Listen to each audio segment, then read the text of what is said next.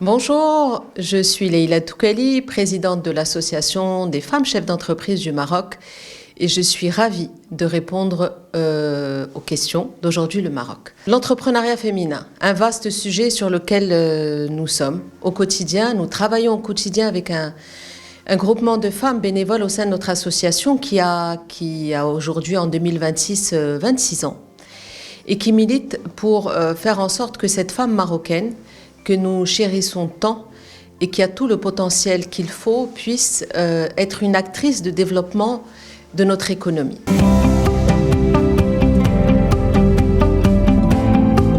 Le constat actuellement, que ce soit une femme en activité ou une femme chef d'entreprise, je dis bien une femme en activité, c'est une femme qui est salariée, nous avons malheureusement une tendance baissière, c'est-à-dire que depuis 10 ans, on a perdu beaucoup de points.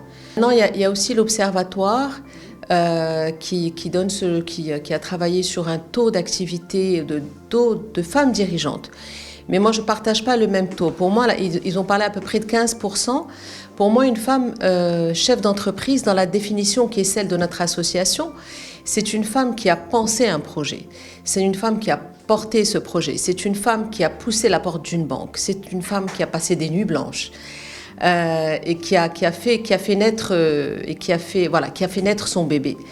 Parce que c'est un autre bébé pour la femme marocaine. La femme dirigeante, c'est une personne, avec tout le respect que je dois à la femme dirigeante, c'est une femme qui est employée de la société et qui est venue après tout ce parcours-là qui est ô combien important et qui fait partie effectivement des obstacles que peut rencontrer cette femme qui souhaite aller au bout de son rêve. Donc je reviens un peu sur les chiffres. Nous sommes en recul. Je le dis souvent dans mes prises de parole, le Maroc ne pourra pas construire ou ne pourra pas se construire comme on le souhaiterait, ne pourra pas construire 2030 sans la moitié de sa population. Or, globalement, 19% ou un peu moins de taux d'activité des femmes, à peu près 10% de taux de création d'entreprises par les femmes. Donc véritablement, et paradoxalement, en face, nous avons plus de 50% des bancs d'université qui sont occupés par nos jeunes filles aujourd'hui. Elles sortent brillantes, majeures de promotion, mais nous les pardons, malheureusement. Donc il y a véritablement tout un travail à faire. Il y a beaucoup. J'en parlerai après. Le financement, pour moi, parce que c'est en fin de parcours, le financement.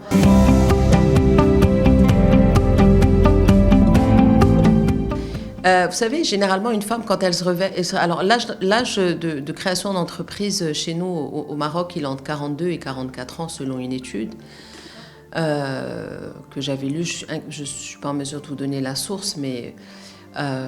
voilà, et donc quand cette femme-là se réveille parce que les enfants ont grandi, qu'ils sont au collège et qu'il y a plus de soucis, qu'elle va être un peu plus libre, eh bien, elle va aller pousser la porte d'une banque, généralement une banque de quartier, de proximité qui a vocation en particulier.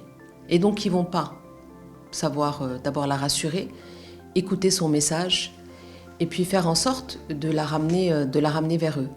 Donc déjà, cette première étape où elle va se dire « je vais essayer, j'ai une idée, etc. » Comment je vais faire ? J'ai peut-être un peu d'argent, mais il faudrait que j'aurais besoin d'un financement. Donc j'aurais besoin d'une banque et qu'elle me renseigne plus ou moins. Et c'est ce qu'on veut sensibiliser dans ce sens. Donc nous le faisons en amont. Donc si une femme a un projet, ce que je veux dire aujourd'hui, c'est que si une femme a un projet, je lui conseille vivement de contacter la FEM parce que nous la prenons par la main. Alors justement, on prend cette femme-là par la main, c'est-à-dire que déjà, on écoute, on voit si son projet tient la route, on voit dans quelle mesure on pourrait effectivement le faire évoluer ou pour qu'il puisse être viable sur la durée, parce qu'il ne s'agit pas, vous savez, de créer une entreprise, il n'y a pas plus simple que ça, mais il faut pouvoir tenir sur la durée. Et donc nous, effectivement, on les passe, c'est assez challengeant comme process que nous avons.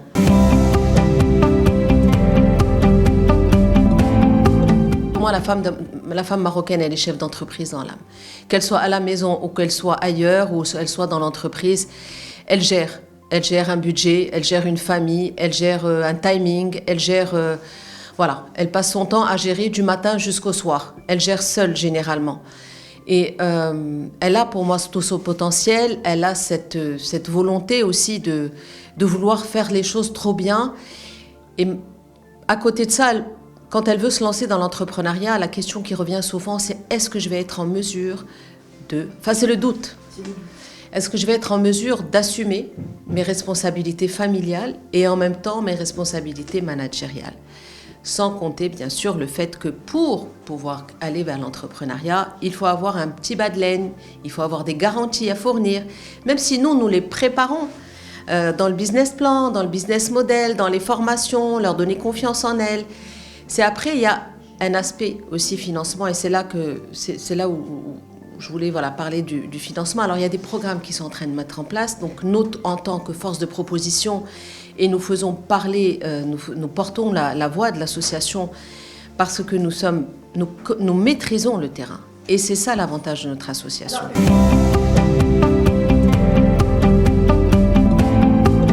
Donc, il faut aller sur les réseaux. Donc, c'est AFEM Maroc, officiel. On est disponible, moi en tant que Leïla Toukeli, je suis sur les réseaux sociaux et je fais en sorte de répondre. Sinon, vous allez sur AFEM Maroc.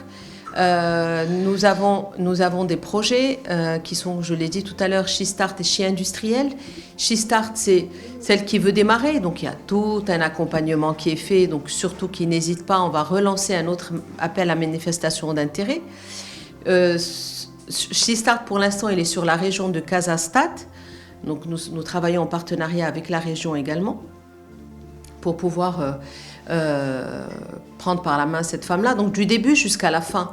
En fait, la fin, c'est quoi? C'est ce que je disais tout à l'heure. Le financement, ça vient pour moi en fin de parcours, pour qu'elle soit bankable, qu'elle parle le langage de la banque et que cette banque-là dise oui.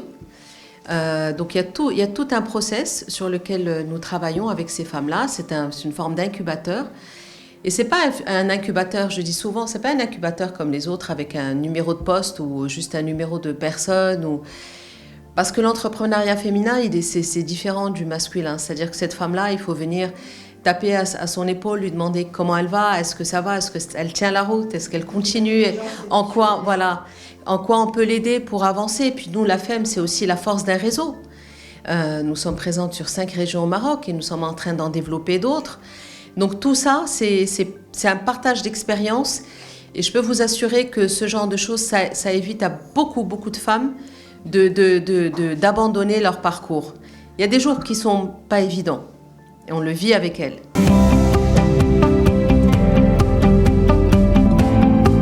Moi, j'ai eu la chance d'évoluer dans une famille d'entrepreneurs, que ce soit à partir de maman qui a créé... la première entreprise en 1962. Après, j'ai eu ma sœur, Allah yarhamha, qui m'a beaucoup inspirée, qui est un véritable mentor.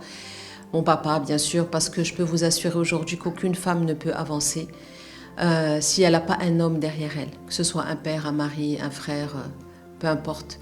Et ça, c'est important. Et quand elle réussit, c'est aussi à travers le regard d'un homme, et quand elle échoue, c'est aussi à travers le regard d'un homme. Donc écoutez, j'ai fait mes études après le bac, je suis partie en France, j'ai fait mes 6 ans, etc. Je suis rentrée avec un DESS.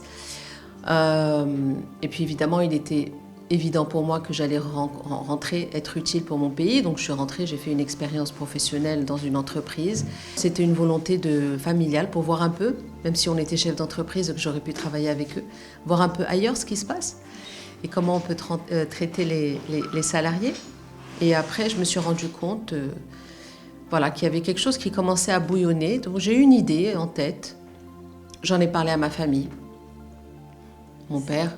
Dans quel domaine? Écoutez, quand je suis rentrée, c'était en 1995. Je me suis rendu compte qu'en fait, donc quand j'ai commencé à travailler, qu'il n'y avait rien pour qu'une femme puisse aller travailler, s'habiller. Pour moi, ça faisait partie d'un tout. Cette femme-là qui osait... aller au travail devait être bien apprêtée.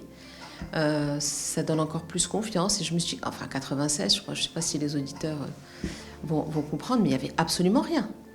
Et donc je me suis dit, tiens, il y a quelque chose à prendre. Et donc j'ai commencé à travailler. Donc j'ai créé ma boîte fin 96. J'ai ouvert mon premier multimarque point de vente sur Casablanca. Après, donc j'ai évolué en franchise. Après, j'en ai ouvert un deuxième. Après, j'ai ouvert sur Rabat. Maintenant, j'en ai 2 sur Rabat et j'ai ouvert entre-temps sur Marrakech.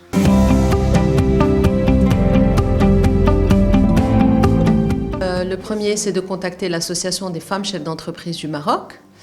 Le deuxième, c'est de croire en elles et d'avoir de l'audace et de laisser vivre son rêve.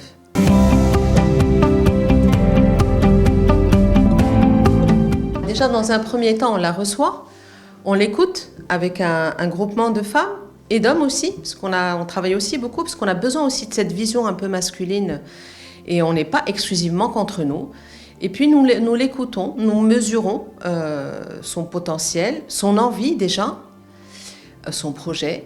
Dans ce fameux petit jury, il y a aussi la voix d'une banque qui est là, parce qu'elle a aussi son expertise et qui va aussi peut-être la challenger davantage. Sauf nous, on n'est pas banquiers. On connaît un peu le langage des banques parce que nous avons l'expérience de demander des crédits, etc.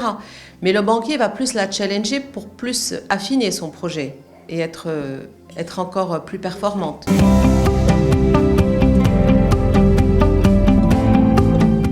Ben écoutez, nous en fait on est force de proposition, on propose, on est créateur de programmes.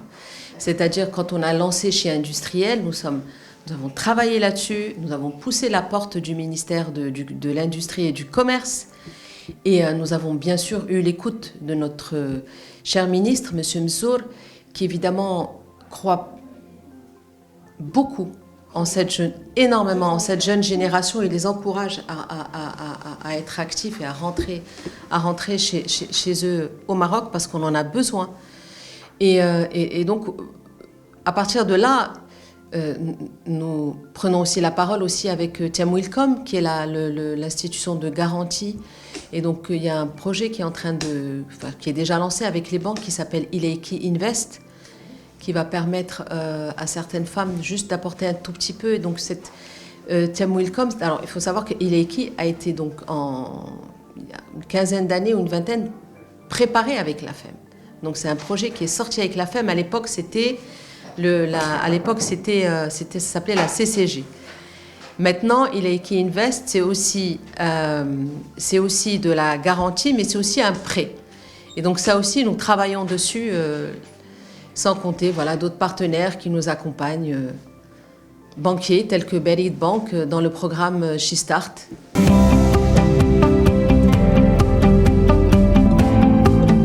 On parle beaucoup de 2030, la Coupe du Monde 2030. Moi, je dirais que cette 2030 ne se construira pas sans la femme marocaine. Et que la femme marocaine est incontournable, indispensable pour notre développement économique.